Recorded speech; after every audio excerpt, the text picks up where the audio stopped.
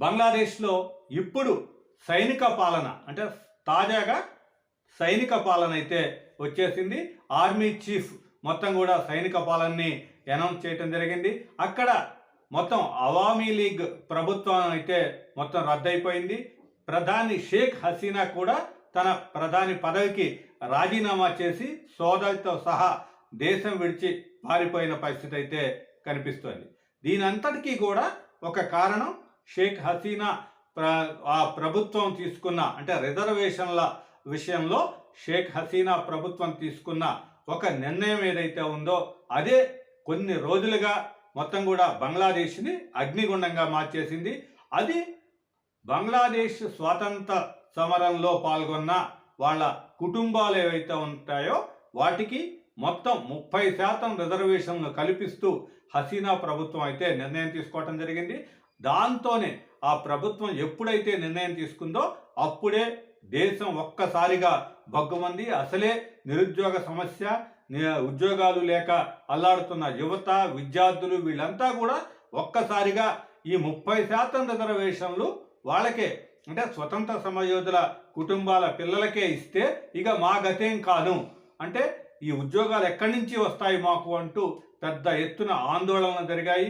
దాంట్లో వందలాది మంది అసలు ఈ అల్లర్లలో అయితే వందలాది మంది చనిపోవటం కూడా జరిగింది. దీని అంతటికీ కూడా ఈ మొత్తం రిజర్వేషన్ల విషయంలో ప్రభుత్వం అనాలోచితంగా తీసుకున్న నిర్ణయమే కారణం అని చెప్పొచ్చు. అయితే దాన్ని సుప్రీంకోర్టు పూర్తిగా తప్పుపట్టింది.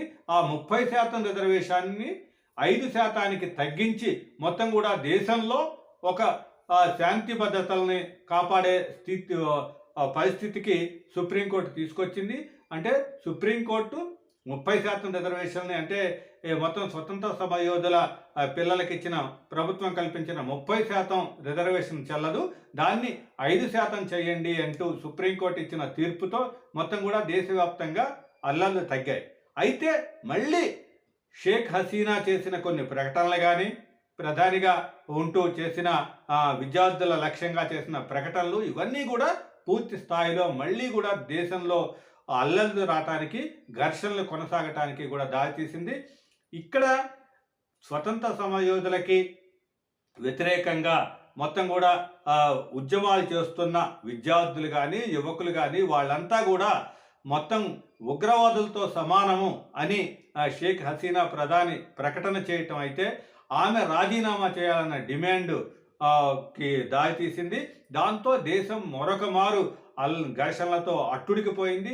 కర్ఫ్యూలు పెట్టినా మొత్తం కూడా సైన్యాన్ని దింపినా కూడా ఎవరిని కూడా అంటే దేశ యువతలో ఉన్న ఆగ్రహాన్ని అయితే ఎవరు కూడా అణచివేయలేకపోయారు. దాని పర్యవసానంగానే ఈ 2 రోజుల్లోనే 300 మందికి పైగా చనిపోవటం జరిగింది. ఈ అల్లర్ల కారణంగా అటు పోలీసులు చనిపోయారు, తరువాత ఈ పౌరులు కూడా సామాన్య పౌరులు చనిపోవటం జరిగింది. వీటన్నిటి కారణంగా ఇప్పుడు ఇక ఆ ఒత్తిడికి తలొగ్గిన ప్రధాని హసీనా రాజీనామా చేసి దేశం విడిచి వెళ్ళిపోయారు. ఇప్పుడు బంగ్లాదేశ్లో మొత్తం కూడా సైనిక పాలనని అక్కడ ఆర్మీ చీఫ్ ప్రకటించడం జరిగింది, జమాన్ ప్రకటించడం జరిగింది. దాంతో పాటుగా మిగతా పార్టీలతో కూడా చర్చించి ఇప్పుడు ప్రస్తుతానికి సైనిక పాలన తీసుకొచ్చారు. అక్కడి నుంచి మళ్ళీ తాత్కాలిక ప్రభుత్వం ఏర్పాటు చేయడానికి మేము సహకరిస్తాము అంటూ ఆర్మీ చీఫ్ మొత్తం కూడా ఒక ప్రకటన కూడా విడుదల చేశారు. ఇప్పుడు ఆర్మీ సారథ్యంలో మొత్తం కూడా దేశంలో ఉన్న పరిస్థితిని చక్కదిద్దాల్సిన అవసరం అయితే ఏర్పడింది. ఏదేమైనా సరే బంగ్లాదేశ్ ఉదంతం ఏదైతే ఉందో ఇది ప్రభుత్వం ఏదైనా ఒక అనుచిత నిర్ణయం తీసుకుంటే దాని పర్యవసానాలు ఏ విధంగా ఉంటాయి అనేది అయితే చాటి చెప్తోంది.